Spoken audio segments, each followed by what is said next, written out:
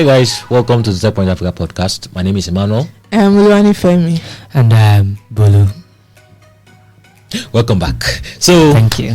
I'm not going to address that. So, let's just move on. So last week, Ogheneruemu had like a one-on-one on the podcast, and it was an interesting conversation. But now you guys are back. Where did you guys go to last week? Boring you out. Is that what you're trying to say? What did I say? What did you hear? So it was an interesting conversation, but now you are back. Oh, but and now you are back. Not but. Ah, really? Okay. For me, I went to very. Let me know, review the things I do during my, during work hours. No, it's not work hours. Doing podcast. When you record podcast, never during work hours. Oh yes, it was a work thing, but it was a very thing. Nice work thing that I went to do. So while we were grinding in the studio, I was at the beach actually. It was work related, but it was at the beach. There was a pool. While they were grinding, I was fighting for life. Yeah. I told our audience to reach out to you and say hi, but I didn't say anything. I didn't give any context, which was very bad of me. But because I was caught between two minds, should I say anything or should I not? But I just said, reach out.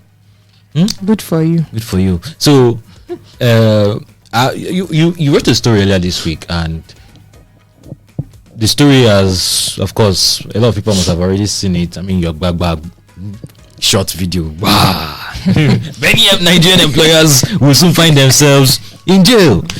So, how are you thinking about that? Because it made me realize that there are a lot of laws that the Nigerian government is passing that could be of potential benefits to the people, but no one knows about, no one cares about, no one mentions.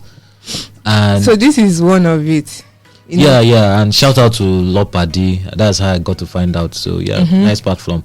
Yes, interestingly, this particular law, that's the Employee Workman Unpaid Wage Prohibition Bill 2016, right? It was first proposed in 2019, and it passed the second reading on September 27th. It was first proposed in 2019. Yes, that is March 2019. So this is 3 years later. It got its first reading in July of the same year, and this is 2 years plus later it got second reading. And interestingly, on the day of this House of Representative plenary, that session ran for like 2 hours 30 minutes, right? And this came up close to the end of the session, right? Just to when they were going through some bills that are raising the what's it called? That said that should be reread, right? So it seems like it's not just something that is seen as quite important, but for the fact that the Speaker of the House, that is Femi Gbadabiamila, thought to propose this kind of bill, and it has gone this far, which we don't know how far it has to go again, because there has to be a third reading, a public hearing, then a presidential assent. So I'm not really concerned with the technicalities of the details. The legal guys will sort themselves out, but the question in my mind now is, how would this be enforced? So talking about enforcement, right?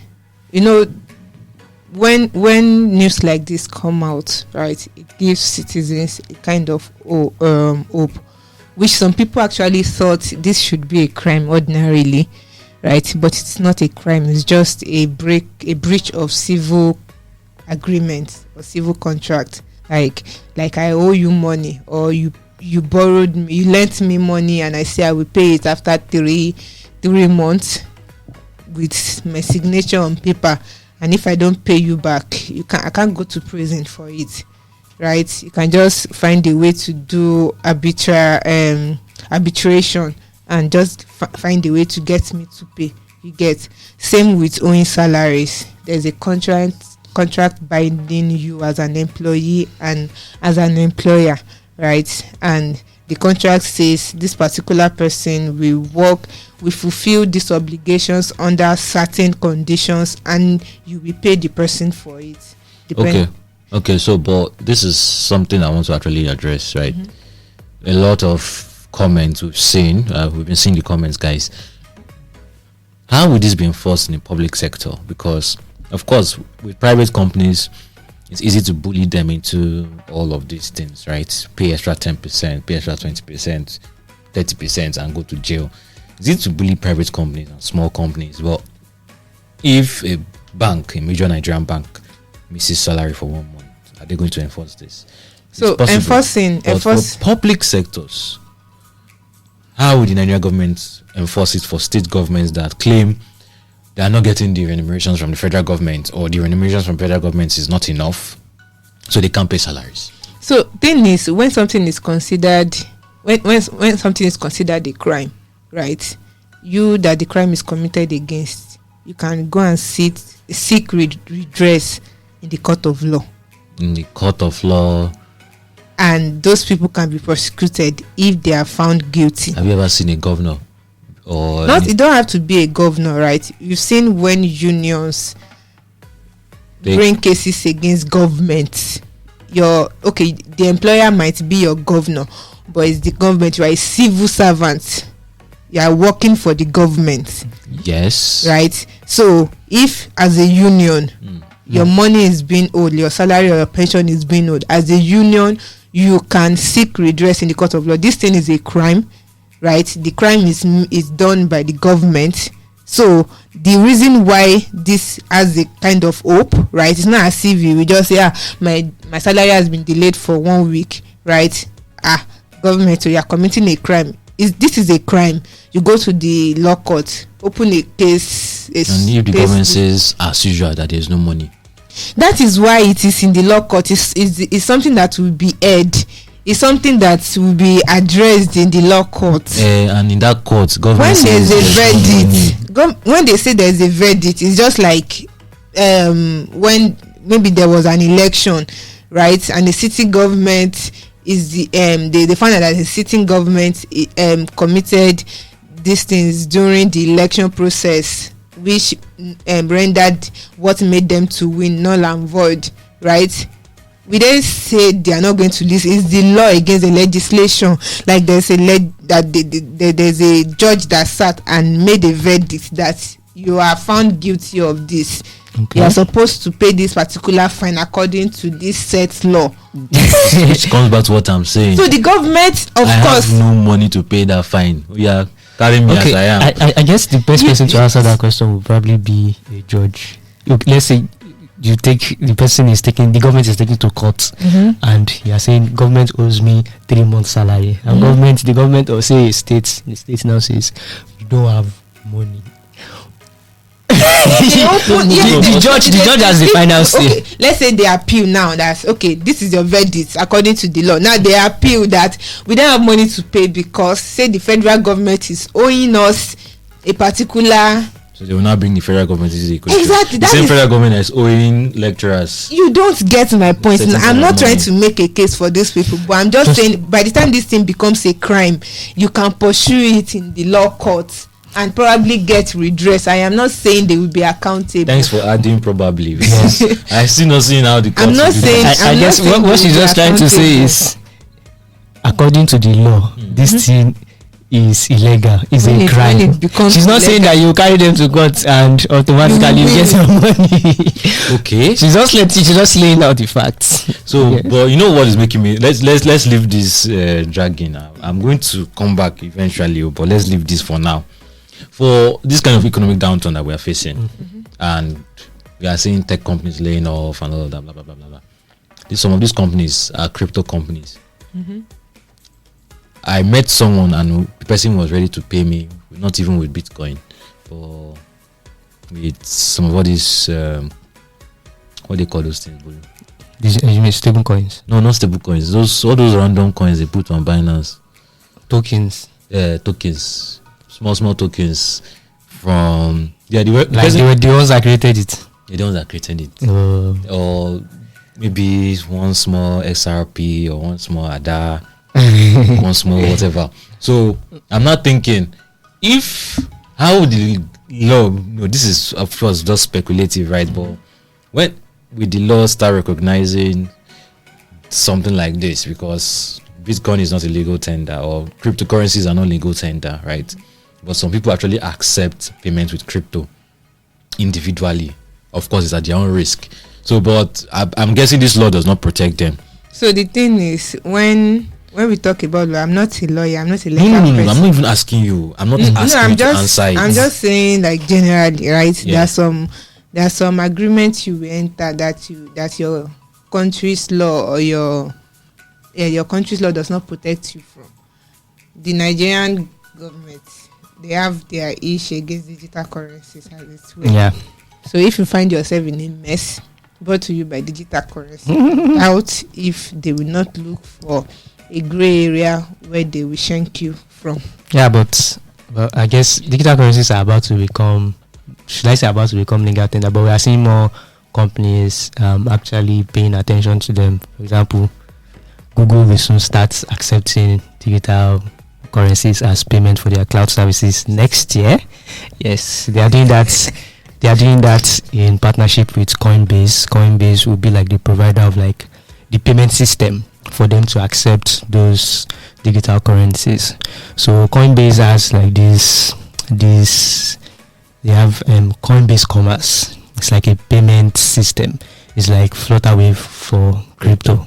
So that is what Google will be using, but it won't be open to everybody immediately next year. Just be open to those people that are already good with the whole Web3 ecosystem. Those people can now pay Google for their services with crypto. So interesting stuff. And the funny thing is, okay, thank you, Google. Thank you. Man, woke up too. Thank you. Can you see that? Google Assistant was going to respond to that. Can you see that? Google. Oh my god. This is no. No. This one was telling me she's not, or he is not sure that I'm talking to Really? This one is sure. This brother is so confusing. or them. He said They are he not or sure that she I'm talking is to not them. sure I'm talking to him. this one understood me. And now it's giving me the whole news about. Oh, it's giving you the own news Coinbase about and Google accepting Google. Oh, Google selling Google's market. Can you see? Interesting. Oh, They just advertise their market on our podcast without paying. Did you write today? They should pay. All right, so interesting one. So they cannot pay for Google cloud services with crypto, and the funny thing is that they were not always very big on crypto. If you remember, there was a time where Google was banning crypto ads, and people were like, why is Google doing this? and this are accepting crypto ads. Yeah, there was a turnaround for the whole ban on crypto ads last year, but I think we all know we still have the issue, especially with us, right, with crypto ads on our newsletters, and causing it to Google was just doing something around that area. So, but I guess now that they're in this partnership with Coinbase, maybe we'll see some more flexibility with. Yeah, why I'm excited? I was rubbing my palms before when you were talking, because my agenda is forming. Let me give you my agenda. All right. Okay, so remember last week I was talking about Google Cloud launch in Africa and how that they were using that to play their long game. All the initiatives, all this philanthropy, blah. No, everything is coming to the cloud. All the startups that are funding is coming to the cloud. In Africa, is reportedly one of the largest adopters of Bitcoin in the world. Yep. Of cryptocurrencies. So think about it. With all our FX issues, with all our difficulties in getting dollar, can small crypto businesses come to the rescue? Can businesses just start paying for their cloud services with crypto on Google Cloud? That would be nice. Yes, and then if you think about it, the partnership with Coinbase was also it was a give. Like, Coinbase also had to do something. What Coinbase had to do was that they will now, some of their data products that were formerly on AWS should now be taken to Google. So So at the end of the day, it's still Everything is forming. I'm telling you. I think Amazon will be looking. They should enable local payments. Yeah, And I'm sure Amazon will not just be looking. Amazon will also do. yeah, There'll be a response. there'll be a Also. response. Yeah, especially in. So this is like the frontier market where everybody is fighting. Sorry, everyone is fighting the final battle. Like this is where a lot of development is still yet to happen. Yeah. This is where a lot of businesses still don't know what cloud is. So this is where AWS, Amazon, and Microsoft can dig it out with the cloud. And it will be interesting because all these companies, they have the resources. It will be interesting to see who wins. It will be like they are well matched. No, Google feels like the underdog among them. Because In terms of resources, Uncle. Google has resources, right? But from the cloud division alone, AWS is making mad money from the cloud division, almost $20 billion in Q2 2022 alone. That's crazy. Microsoft, who seems like the most quiet one among them, made over $20 billion in that same period. Google made just like $6 billion. So from the cloud division alone, those other two are like, but Google is doubling down on that because probably with Apple's grace and all of many privacy policy, EU GDPR, everybody's having data production bills up and down. Maybe the ad model might not be the future. Yeah. So come on, what is the future? Cloud. So my agenda is forming. Everybody watching. I think we are catching out of it. Really interesting one. Are you? You hear what she said, Abby? No, I did not. It's not as if I'm cashing out of the agenda. Why are you so excited? I'm going to buy Google stocks. I'm going to buy Google stocks. Wait, do I have Amazon? Okay, wait. Let's not discuss that. It's conflict of interest. Yeah. So, but everything that we talked about here, you can actually continue the conversations at FinTech Summit 2022 on November 26 at 4 Points by Sheraton. And the interesting thing is, you see this whole thing about fintech. If you want to understand what it truly means, if you understand what it means, and you are lost about how to start a fintech company, what does it take? What does it entail? We need a lawyer in that. Yeah. What does it entail? Noted. What does it entail? Then you should come to the FinTech Summit 2022. If you are not that entrepreneurial kind of person, you just want to let me just enter fintech and be making the fintech money, then also come to the FinTech Summit 2022. Then if you are actually trying to, fintechs are the ones making all the rave. Do you know that there are companies that are not fintech companies that are raising millions of dollars because of their fintech component? So yes, there's also that, and that's an interesting aspect that people rarely ever talk about. Then if you want to know how this actually affects you don't even care about fintech. How does it affect your financial life? Come to 4 Points by Sheraton. So head over to fintech.techpoint Africa and get your ticket as soon as possible, because there are lots of conversations to be had, and we're going to make sure we get the attention of the government, because the government they are developing very, very significant interest in fintech. I mean, in Nigeria, we're still talking about e-Naira. In Congo, they brought Shongo. What else do we have now? Yeah, now we have Sango. Yes, sorry. okay. Any pronunciation? What do we have now? Shongo. No, it's okay. Sango. The Sango coin. It's called the Sango coin. Sango coin. Yes. Okay. But Central African Republic is the only one. Let me use Like they are a very following popular lingo in the crypto space. They are the ones doing the most when it comes to crypto. Central African Republic, but doesn't mean other countries are not doing. Recently, Namibia Namibia also wants to start their own CBDC journey. CBDC is central bank digital currencies. They are thinking about creating their own digital currency. It was the governor of the Namibian central bank that said that Johannes Kawahap. I practiced that for like about 2 hours, and I'm sure I got it right. So Kawahap. Yeah, Real Madrid. Yes. So he mentioned that because of the trajectory that the financial space is going digital, right? So it will make sense that they consider creating their own digital currencies. And interestingly, a lot of countries around the world, a lot of central banks around the world are actually considering this. I think in the latest reports I can remember, I think about 80% of central banks around the world are thinking about creating their own digital currencies.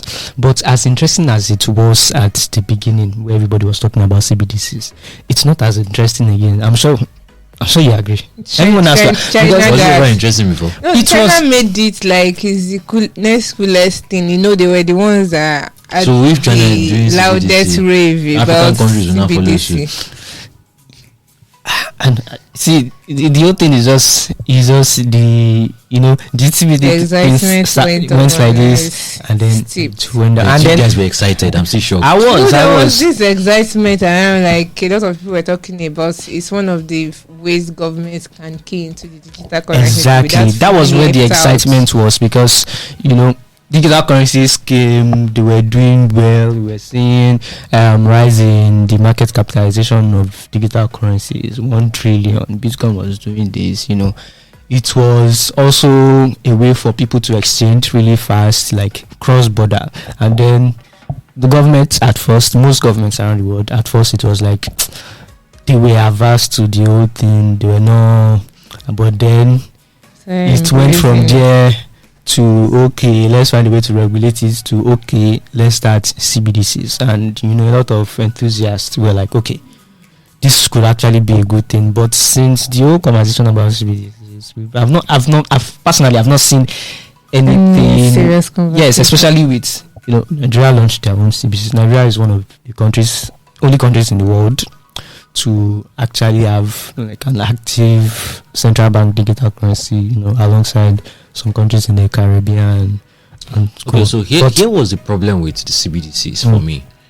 It started out as a way, for me, I feel it was a way for the government to pander to the growing horde of people who are now crypto believers.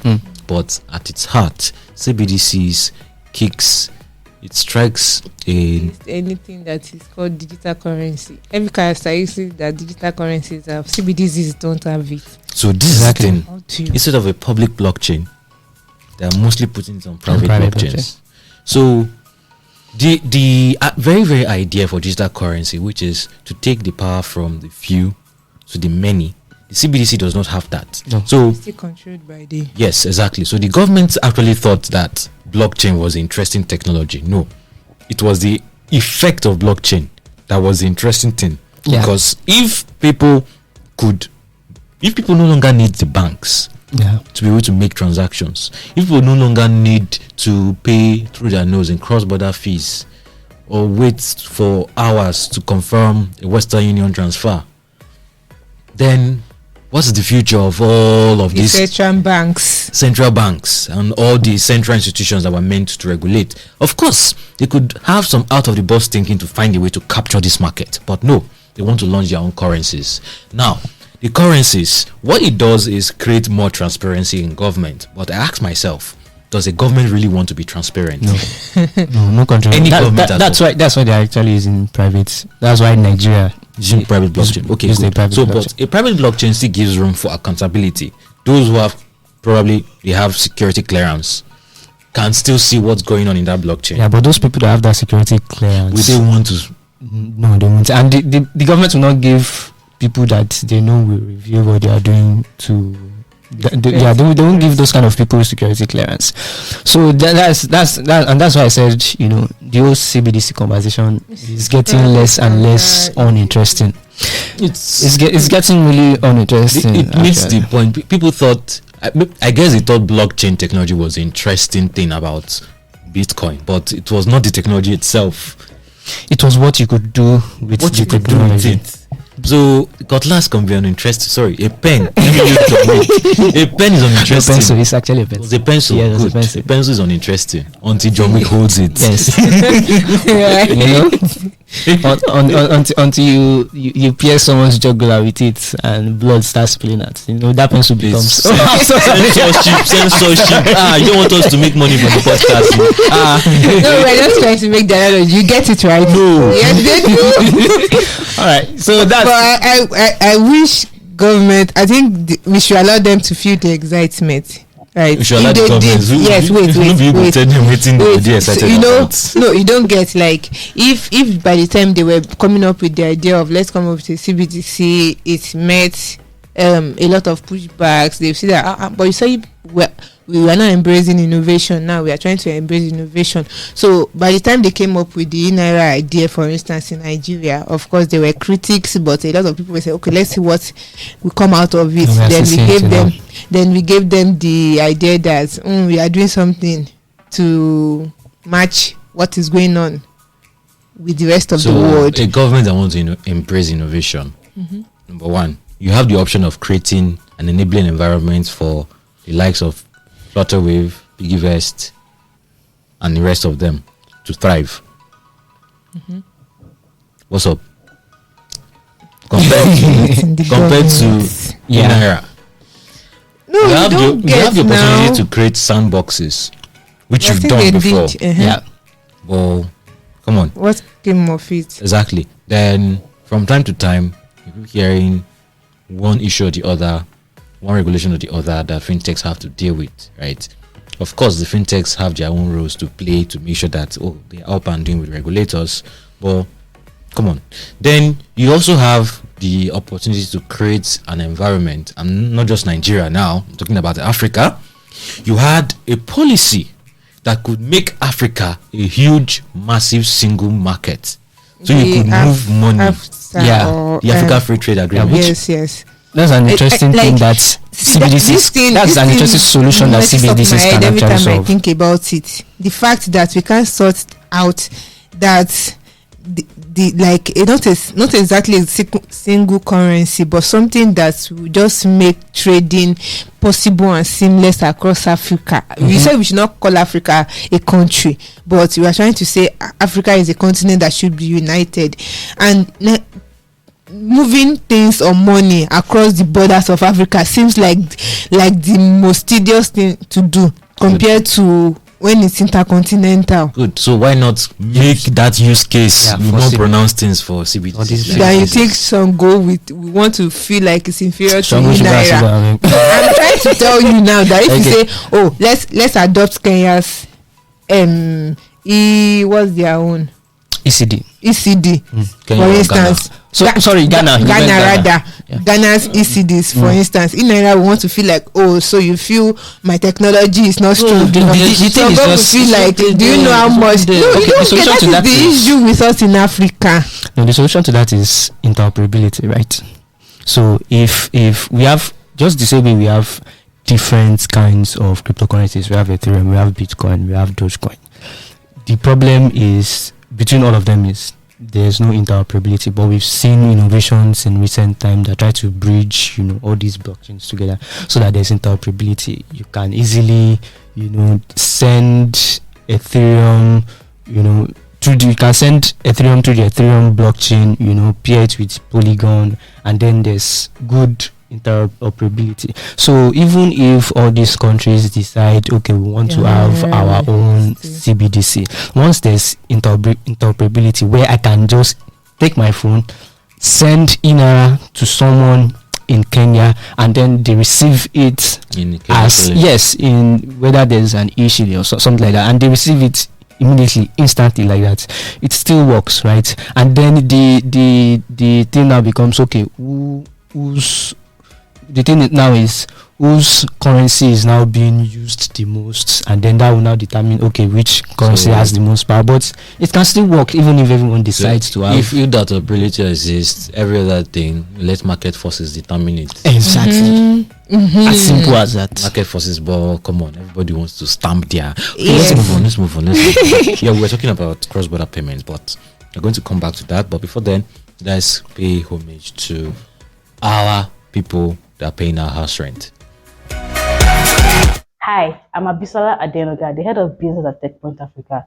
Did you know that you could present yourself as a reputable brand leader? Did you know that your business can get the limelight it deserves? Now you do. Using Techpoint Africa's marketing tools, we can put you in the faces of a large audience for brand awareness and thought leadership. To do this, reach out to us by sending an email to business@techpoint.africa or click on the link in the description below.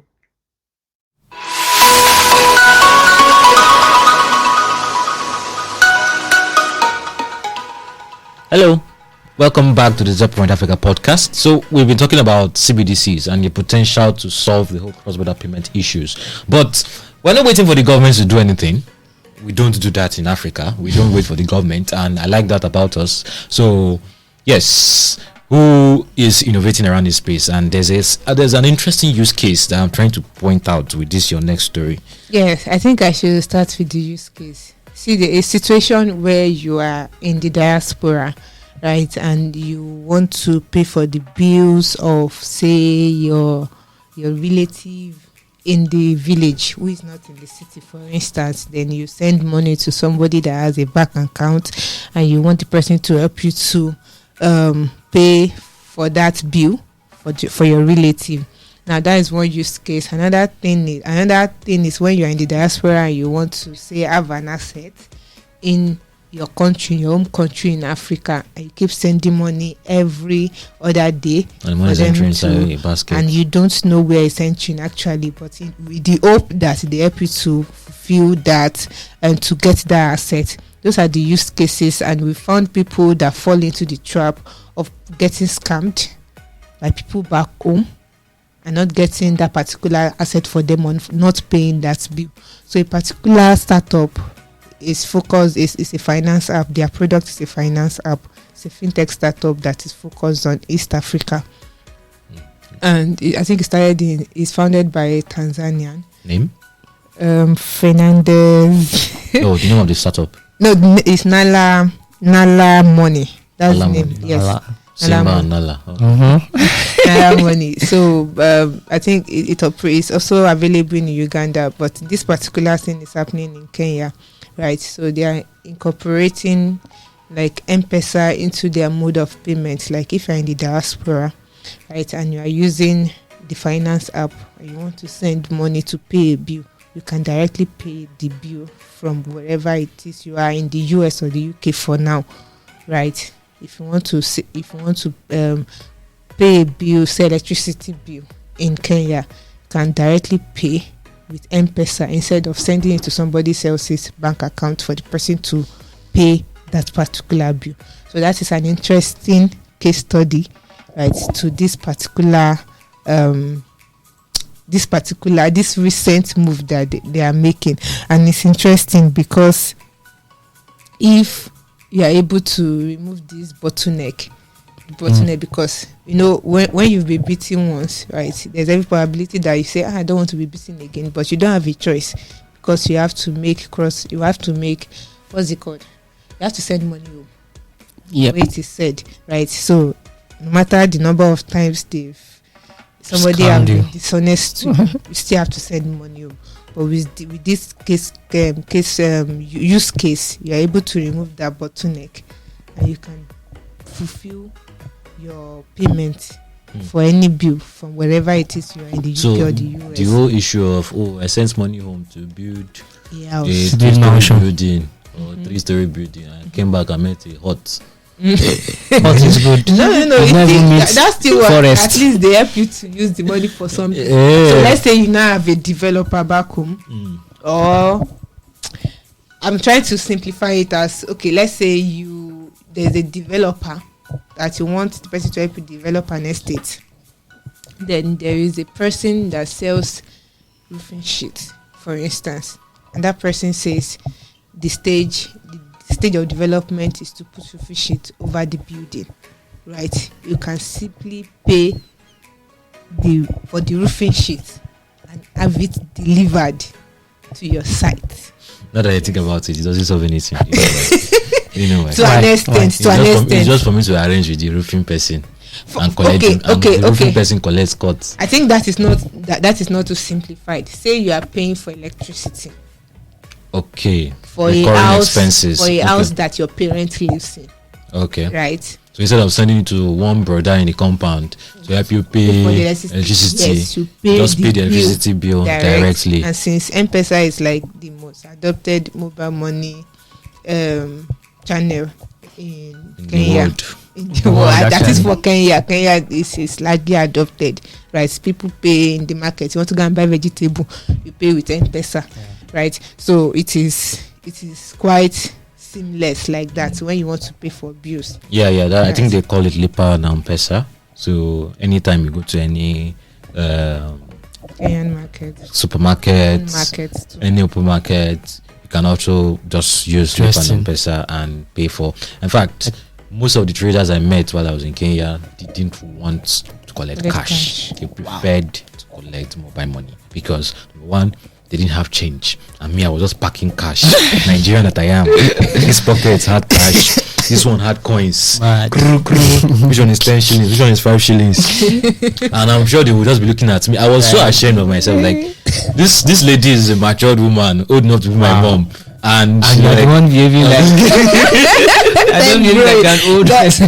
Bro in the world. But I think we need to talk more about, Nigerians need to know more about how remarkable mobile money is in Kenya. So, I think Nigerians don't know enough. It's not. I don't know. I don't know if we understand, at least from the stories and from what we've read that enlightened us. We know the prospect mobile money has, right? But it's unfortunate that fintech proliferation no worry. got to Nigeria before mobile money proliferation. For me, it's not unfortunate because the fintechs are not really solving the financial inclusion problem that mobile money solves. That is what I'm trying to say. But fintech as a vibe, if that's the word, the vibe that makes it look like this is the solution. Meanwhile, mobile money is the solution. But for mobile money to come in, it has to be supported by it must have a backing that is formidable. For instance, telecommunication. Yeah, if anything is going to beat what fintech is doing with payment, which we will find out at the fintech summit, that it's not just payment that you can do that fintech can solve, right? If you are able to, if a formidable backing comes with the mobile money and is able to push it to the people that need the financial inclusion, that is the people in the hinterland, people that are using feature phones, people that do not care whether they have internet or not, all they just want to do is to pay and would not even care to hold cash if they can do it with a USD code. You get those people. If you can reach them first, which telcos have reached, so one say they are everywhere they go, right? Like they are really everywhere you go, right? Those telcos, they can reach people that are not internet enabled. So if they can be the one that will be the proponent, the ones backing mobile money, I'm serious, they will be contenders to fintech, and fintech will be able to bring mobile money as like an addition to whatever it is they are offering. It will be. So even bringing digital currencies into that fold. Ideas. No. He has a point because right now. Also, Inara was saying the recent Inara story, but not recent, it has been around forever, that there'll be like a USSD component to it. So anything can happen. I'm also thinking about, I generalize that fintechs are not solving the whole financial inclusion problem, but 4 companies I think are doing something great. Number, Paga, OPay, and Teamapt. Those guys on point, right? And there are a lot of interesting conversations to be had about this whole thing. And don't forget the FinTech Summit 2022, November 26 at 4 Point by Sheraton. I wanted to say 4 Point Sheraton. But don't head over to fintech.techpoint Africa to get your ticket. And there are lots of interesting points to note. There are lots of interesting attractions. The hackathon form has closed. We saw a lot of exciting applications, and I hope. I'm curious to see who the winner will be actually, and we're going to get very, very seasoned judges that you should actually try to wow, like beyond whether you win or not. Just make sure that you wow these judges, and I'm not saying anything more than that. And if you're watching us on Instagram, on TikTok, on YouTube, Twitter, LinkedIn, anywhere you are seeing this podcast. Please like, share, and YouTubers, please subscribe to the YouTube channel and drop your comments. We'd like to hear from you. Exactly. So, but I hope you found this engaging and found this watchable. We're open to feedback on how we can improve this, and of course, our listeners, we haven't forgotten about you. And let us know how we can improve this podcast. You can reach us to us at podcast@techpoint.africa, or just make a comment on any of these podcasts and we'll see them.